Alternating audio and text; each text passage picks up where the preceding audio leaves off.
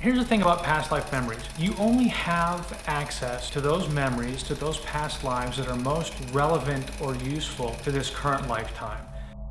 You've felt it before. Maybe it came to you as a place you'd never visited, but somehow knew like the back of your hand.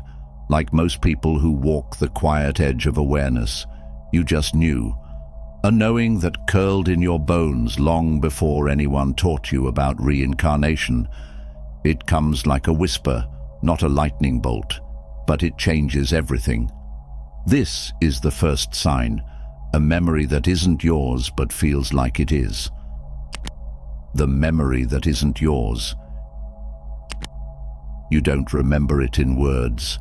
You feel it in muscle, in dreams, in your reactions to things other people brush off. Why do you panic when you see deep water? Why do you cry at ancient music? Why does your heart ache when you see a certain painting or hear an old name? Because it's not your first time here. And while your current life may have no trace of it, something inside you, your soul, your subtle body, your Atma, remembers. The great yogic traditions of India describe this as samskaras, imprints left on the subtle mind from past lives. They're not just memories, they're echoes of experience that shape how you think, feel, and respond to the world, lifetime after lifetime. Carl Jung, though he didn't speak directly of reincarnation in religious terms, touched the edge of this idea in his work on the collective unconscious, a vast psychic reservoir that carries patterns older than you, perhaps older than this life. But while Jung focused on shared archetypes, the ancient mystics of Tibet and India went further. They believed the soul travels through endless forms, collecting lessons, karma and dharma, its deeper path. And so sometimes a piece of the past slips through. You meet someone and instantly feel love or hatred with no reason at all. You pick up an instrument and your fingers already know where to go. You see a symbol and it opens something ancient inside you. These are not coincidences, they are breadcrumbs. There's a story in Sufism about the lover who travels across deserts and oceans to find the beloved he's never met. When asked why he's so sure she exists, he answers, "Because the longing is too strong to be false." This is the way of the old soul. You don't remember why you miss something or someone, but the ache in your heart is real. And that ache, it's a compass. You may be remembering a temple where you once studied, a home you once built, a forest you once protected. You may be longing for a time when you weren't so disconnected from who you truly are. These echoes of other lives do not come to confuse you. They come to remind you. Even dreams can carry past life content. Tibetan Buddhism teaches the concept of dream yoga, where advanced practitioners train to stay conscious during sleep to explore the layers of the unconscious mind and sometimes touch past life memory. They treat dreams as more than imagination. They are journeys into the library of the soul. When these flashes arrive, whether as dreams or waking visions, they may not always be clear. They may not give you names, dates, or faces, but they'll leave you with a feeling. That feeling is ancient, sacred, real, and it's okay if it doesn't make sense to anyone else. Not everyone remembers the same way. Some souls bring only skills, others bring emotion, a few bring full recollections. You don't have to remember everything to know that you've been here before.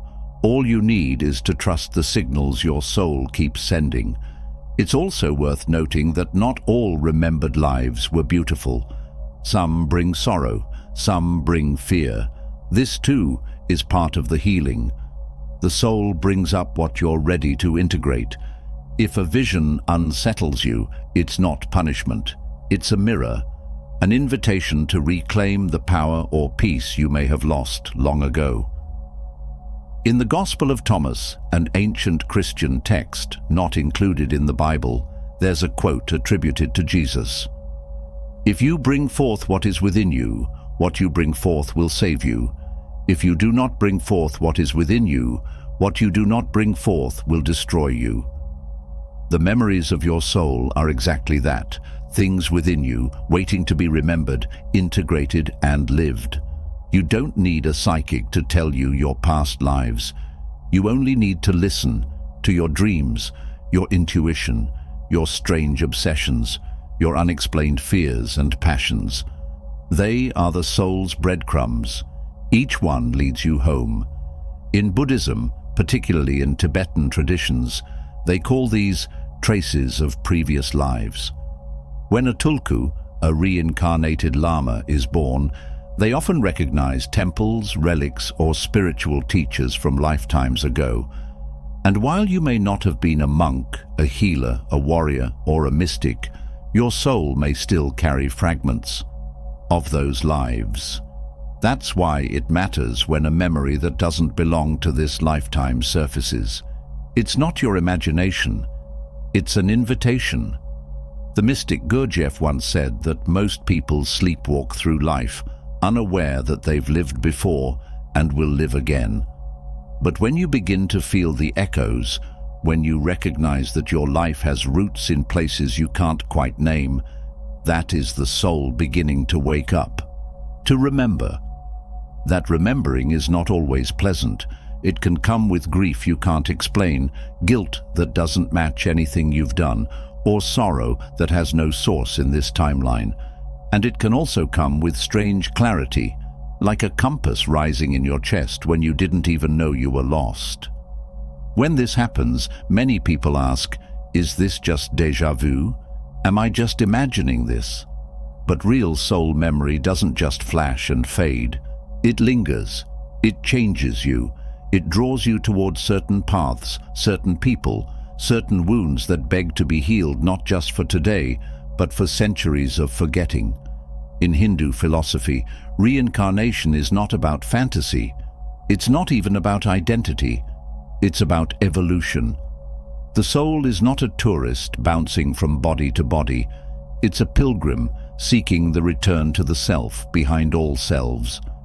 And along that road, it leaves clues. So the next time a place feels like home before you've stepped inside it, the next time your heart breaks for something you've never lived, the next time your body reacts faster than your brain can understand, don't dismiss it. Lean in, because the first sign that you've lived before is not in a textbook or a fortune teller's deck. It's in the quiet places, the flicker of a memory with no face, the way your soul whispers, I've been here before, and I need to remember why. The fear that was born before you were. You don't know why you're afraid of it. You've never fallen from a great height, but the thought of cliffs makes your hands sweat. You've never drowned, yet the ocean terrifies you. You've never been in a fire, but flames feel personal, like they once had your name on them. This is the second sign, a deep, irrational fear that does not belong to this lifetime. It's the kind of fear that doesn't argue. It just arrives. It bypasses logic and settles in your bones, reacting before you can even explain it. And for many, that's where the confusion begins, because when fear doesn't have a cause, we call it anxiety. But what if it's memory? In Buddhist teachings, the process of bardo, the state between death and rebirth, is said to carry powerful impressions. The final moments of a past life, especially those charged with fear, pain, or trauma, leave imprints on the next. Even if your mind forgets, your soul does not. And sometimes that soul wraps those impressions in instinct, in phobia, in terror that seems to come from nowhere. There is a Sufi parable that speaks to this. A young man living in Baghdad dreams one night that death is coming for him in Samarra. Panicked, he flees the city and travels far across the desert to escape. When he finally reaches Samarra, exhausted and trembling, he finds death waiting for him, calm and quiet. "I didn't mean to frighten you," Death says, "but I was surprised to see you in Baghdad when I had our meeting scheduled here in Samarra." What this story hides inside its folds is a truth about fear. Often the fear we run from is the very thing we are destined to meet, not to be punished, but to understand what we've carried with us, even across lifetimes. Many people spend years trying to rationalize their fears. They go to therapy, they meditate, they pray. These things help, yes, but sometimes healing requires more than this life has to offer. Sometimes it requires memory. The ancient Egyptians believed the soul had to pass through many gates after death, each guarded by a truth. If the soul feared that truth, it couldn't pass. But if it remembered, if it named the fear and held it in love, the gate would open. This is why your fear is not a curse. It is a compass. It points not just to the wound, but to the wisdom behind the wound. What if your fear of fire is not there to haunt you, but to remind you of what you survived? What if your panic near the sea is a trace of the life you lost, so that in this one you could learn to breathe? Carl Jung once said, "Until you make the unconscious conscious, it will direct your life and you will call it fate." But when you sit with your fear, truly sit with it, not to fix it, but to feel it, you begin to loosen the knot of time. You begin to remember that not all of you was born in this lifetime, and that's the hidden message of reincarnation. It's not just a wheel of births, it's a web of memory. Every fear you carry is a thread, and when you trace it with care and curiosity, you begin to unravel something ancient. In many shamanic traditions, the medicine people speak of retrieving parts of the soul. They believe that trauma, even from another lifetime, can cause pieces of the soul to splinter off, lost in the fog of fear. When those pieces are retrieved, the soul begins to feel whole again. The fear doesn't disappear immediately, but its grip loosens. It becomes less of a ghost and more of a guide. So if there is a fear that stalks you, one that doesn't make sense, don't shame it. Sit with it. Ask it where it came from. Don't expect answers in words. It might answer in images, in dreams, in sudden waves of emotion. That's how the soul speaks, quietly, symbolically, like water under the floorboards. And one day, when you least expect it, you may find yourself face to face with the very thing you once feared. And this time, you won't run. You'll recognize it, and you'll realize that what once felt like terror was simply memory knocking at the door, begging to be seen, not to hurt you, but to free you.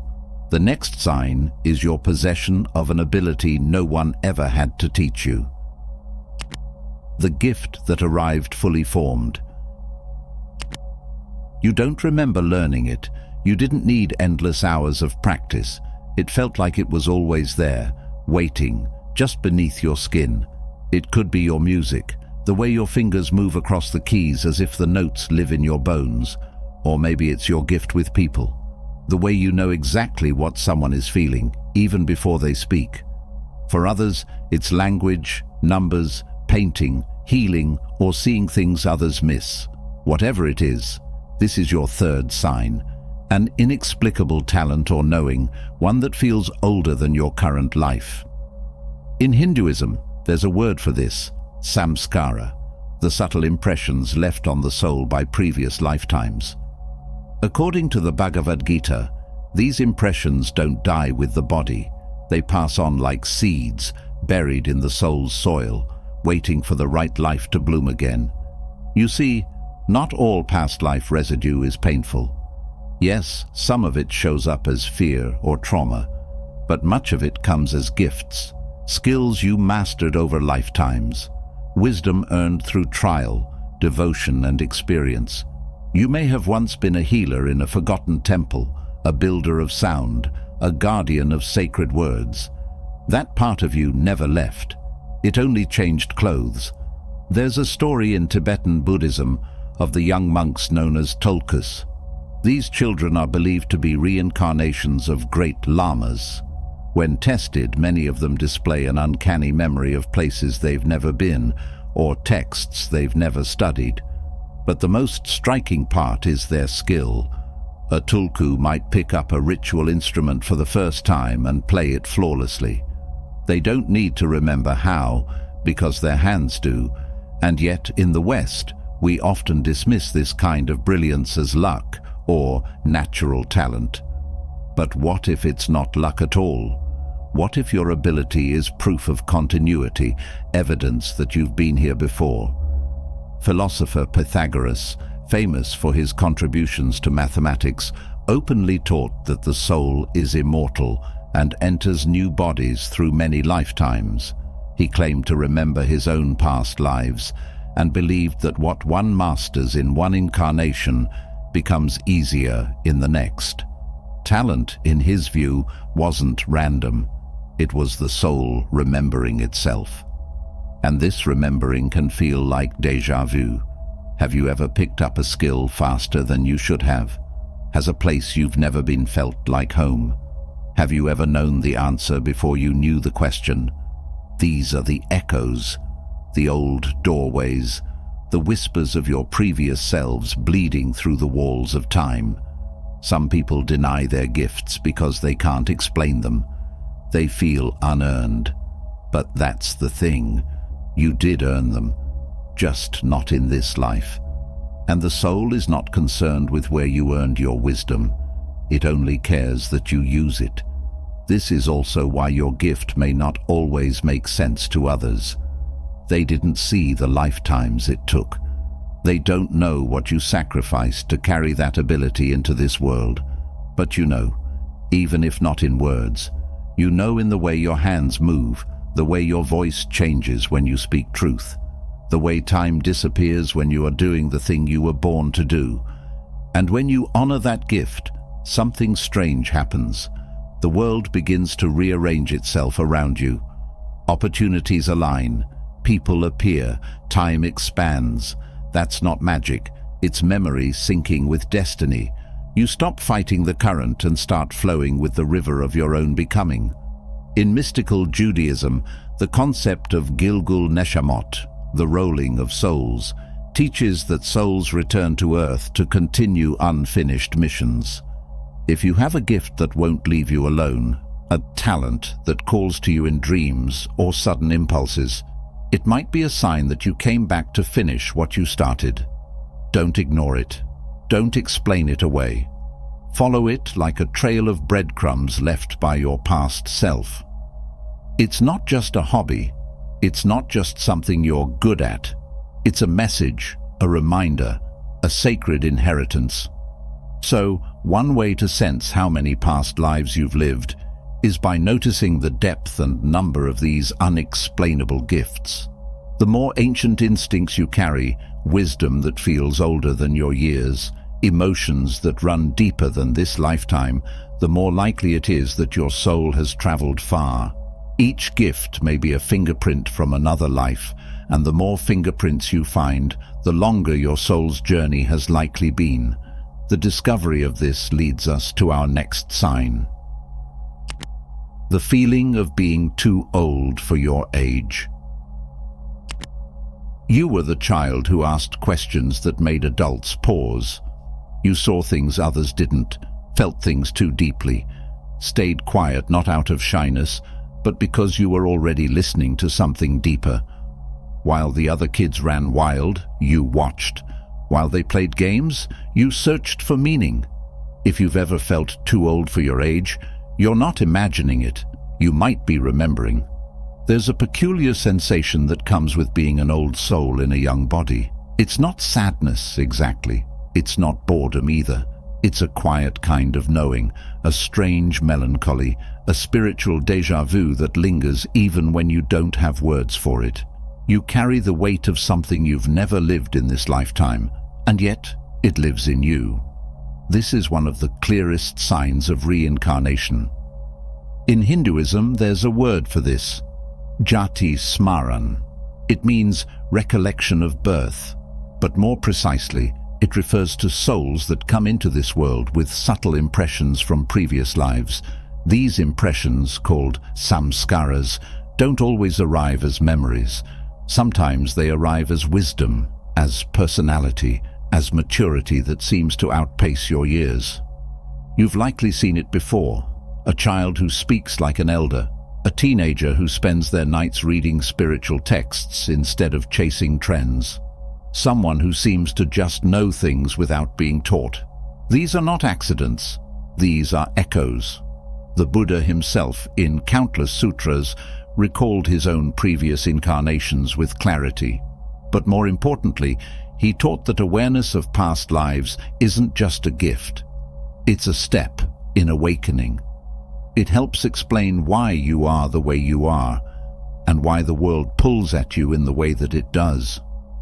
To feel older than your age isn't to be broken or burdened. It's to carry time in your soul. It's to see the patterns others don't, to sense the endings inside beginnings, to meet a stranger and know what their silence means. You have cried tears for things that never happened in this lifetime, but that doesn't make them false. It makes them yours. There's an old parable from the Kabbalistic tradition that speaks of this very thing. It tells of a soul about to be born who meets the angel of forgetting. The angel touches the child's lips, and the soul forgets all the knowledge it held. But deep down, it never truly goes away. It simply waits, buried like a seed. The feeling of being too old for your age is that seed trying to sprout. You might find yourself feeling out of place in modern life. You crave simplicity, silence, purpose. You're repelled by superficial things, not because you're better than others, but because you've been there before. You know where those roads lead. You've already learned that applause isn't love and achievement isn't peace. And so now, your soul asks for more.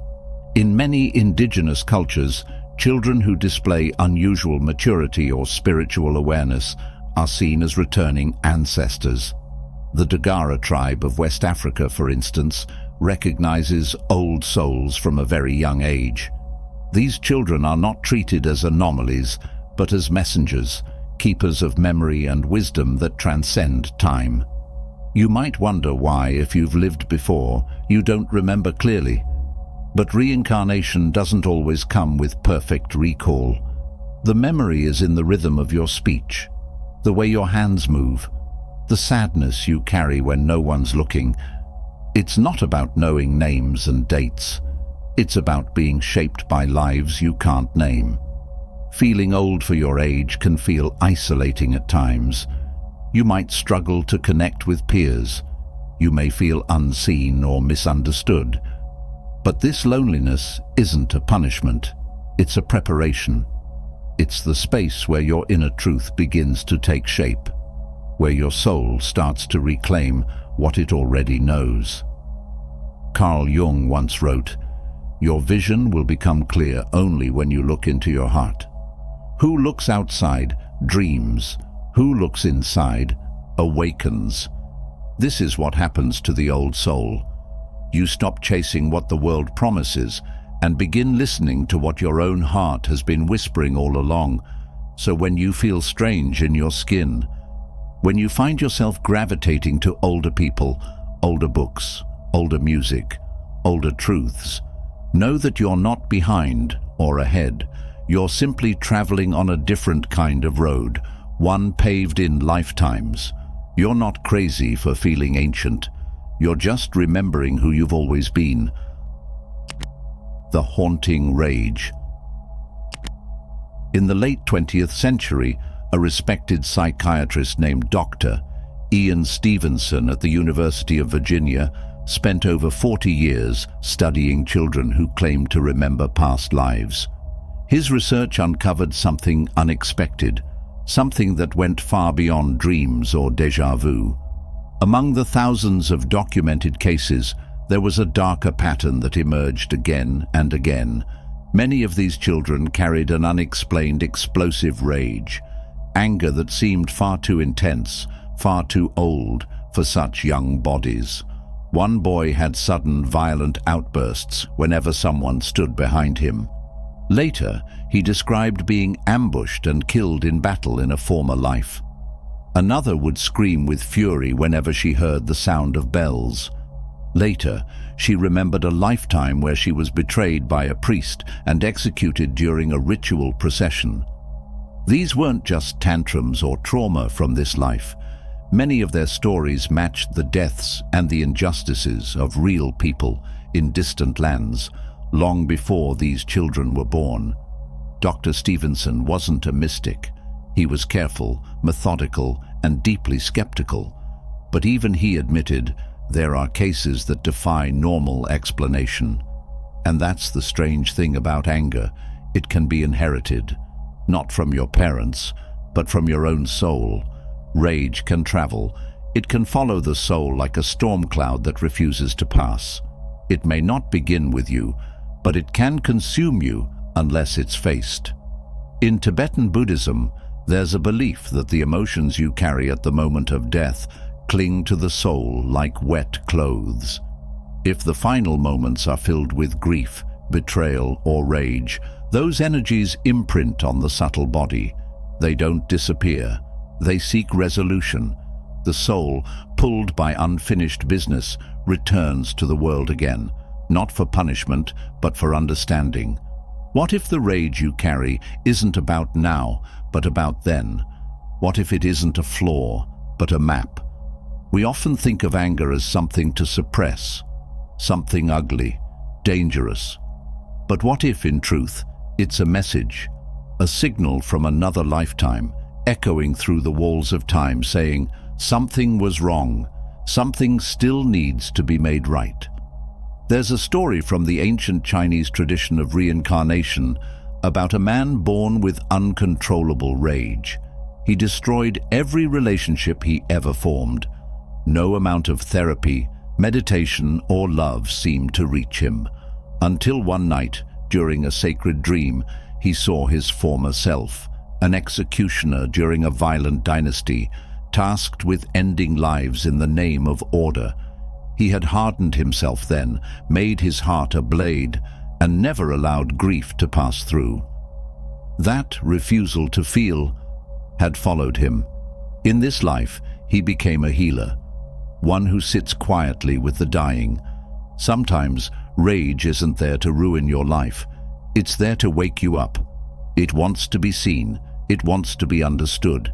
And more than anything, it wants to be transformed. We think of rage as destructive, but in many traditions, including ancient Hermeticism, rage is also power, unrefined fire. And fire, when it's not burning down cities, becomes the flame that forges steel, the warmth that heals cold bones, the spark of divine will. What if your soul chose to carry that fire across lifetimes, not to harm, but to heal, not to lash out, but to rise up? Some souls return not because they must, but because they want to finish the story, to find justice, to give love where once there was hate, to build where once they destroyed. These souls often burn hot. They're misunderstood, labeled as angry, volatile, too much. But in truth, they are remembering. And when they learn to channel that rage into action, into protection, into truth-telling, into sacred creation, they stop being victims of emotion and become warriors of healing. You might have spent your life thinking your anger made you bad, that your short temper or deep resentment meant something was wrong with you. But what if it meant something was unfinished? What if your soul is simply trying to tell you that justice, peace, or even forgiveness is waiting for you to reclaim it? You are not broken, you are remembering. And the more you begin to see your anger not as a curse, but as a key, the closer you come to unlocking your soul's deeper story. The rage that once ruled you begins to shift, not all at once and not without pain, but enough to give you back your power. And in that power, you begin to do what the soul always came here to do: rewrite the ending, reclaim the truth, and carry the fire forward, not to destroy, but to awaken, and that'll take you forward to the next sign. First, think. Have you ever met someone and felt as if you already knew them? That instant, unexplainable connection with someone you just met. There's no shared past in this lifetime, no overlapping history, no logical reason for the connection. But still, there's a weight to it, a pull, a silence between you that doesn't feel empty, but ancient. As if you've just rediscovered something you forgot you lost. Some call this a soul connection, others call it karma. But in many ancient traditions, especially in Hinduism and certain schools of Buddhism, this isn't seen as strange at all. In fact, it's expected, and that's why it feels so intense.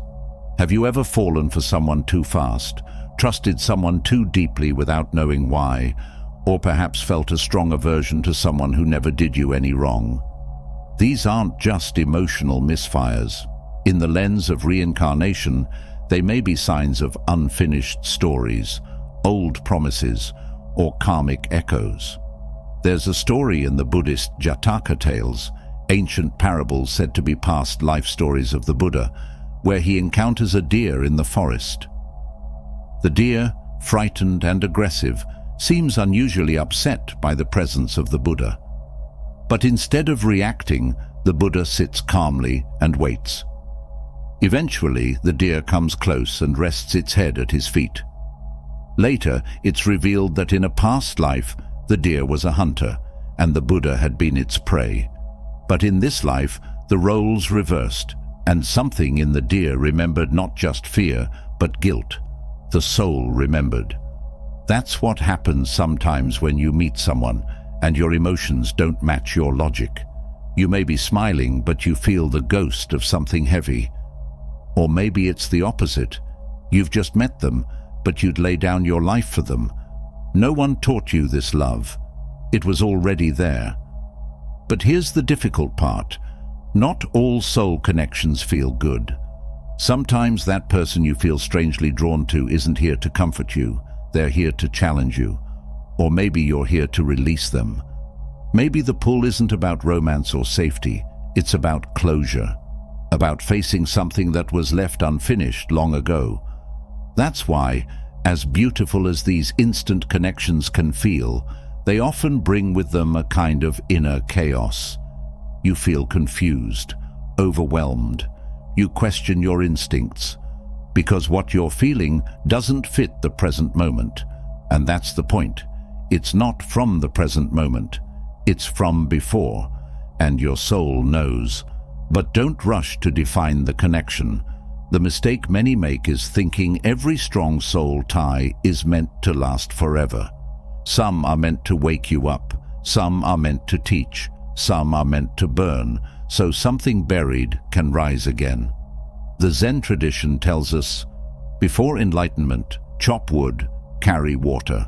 After enlightenment, chop wood, carry water. The message is simple.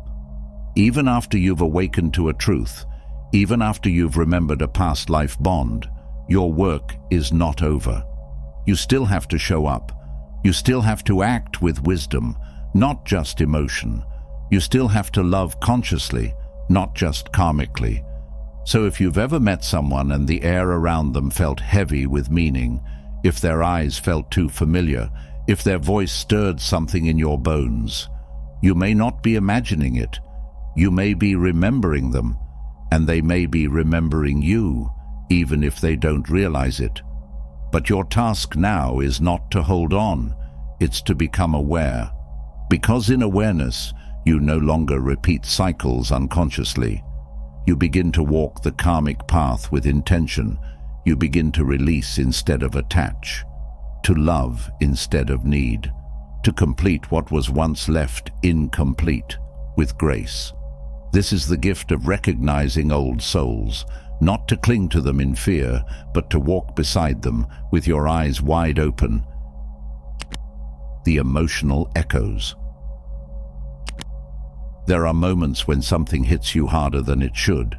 You walk into a room and feel a deep sadness, even though nothing happened there. You watch a stranger cry, and your chest tightens as if you've known their pain forever. You stand near the ocean, and tears rise without warning. Or you flinch at the sound of drums or fire or a certain type of music, not because of anything in this life, but because your body remembers. not your brain, your being. These are the emotional echoes of past lives. Across mystical traditions, there is a belief that emotions are not just reactions, they are imprints, energetic, residues that travel with the soul. Unlike thoughts, which fade, or memories which blur, emotions stick. They live in the nervous system, in the breath, in the muscles, in the very posture of your body. This is more than imagination. And it's not just trauma, it's the soul's memory of emotion, deeper and older than thought. In traditional Chinese medicine, there's a concept that emotions are stored in the organs. Grief sits in the lungs, fear hides in the kidneys, anger burns in the liver. These are not just metaphors, they are pathways, and some of the emotion you carry may not be from this life at all. This is why therapy, journaling, or analysis sometimes can't touch the root. Because the origin wasn't in your childhood, it was before it. From a past you don't remember, but feel every day. Psychologist Dr. Edith Fiore, who studied past life regression, once found that many patients healed current physical and emotional symptoms by uncovering the emotional residue of another life. Not because they needed the memory, but because acknowledging the emotion let it move. And it goes both ways. Some people feel an instant connection with a land, a culture, a group of people. Not from recognition, but from a soul-level resonance. You can feel home in a place you've never visited. You can long for a time you've never lived in. You can weep for a person you just met, because your soul already knows the language of their energy. This is one of the signs of reincarnation that hides in plain sight. Because we're taught to dismiss what we can't explain. If there's no reason, we must be overreacting. But the soul doesn't need permission to speak. It shows up in feeling, not logic. There's an obscure teaching in certain Gnostic circles that the soul speaks in tears. Not just tears of sorrow, but tears of remembering. They called it the rain of the soul, a sacred sign that the soul is waking up to something it lost, or something it was once part of. You may find yourself crying without a clear reason, or loving someone faster than makes sense, or feeling fear at something everyone else calls harmless. Instead of shutting it down, try listening, not with your mind, but with your presence. Ask, what part of me is speaking right now? Sometimes the answer won't be clear, but the point isn't to understand, it's to honor. Because once you start honoring the emotions that don't make sense, a new layer of yourself begins to surface. You realize your feelings aren't always yours alone. They're echoes, clues, threads connecting you to a bigger, older self. And when you follow them, you don't just learn who you've been, you begin to heal who you are, and this will help you come to terms with your mission. What mission, you ask? The mission that followed you, why some souls don't start from zero.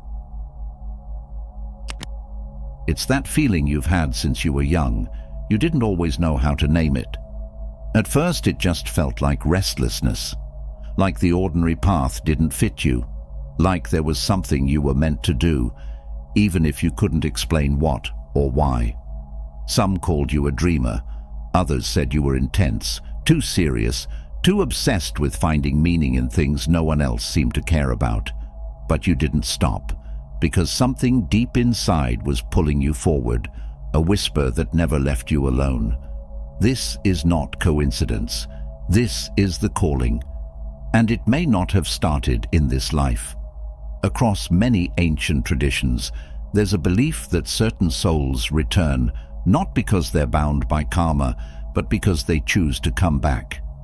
In Buddhism, these are the bodhisattvas, beings who have already broken free of the cycle of birth and death, but return to help others.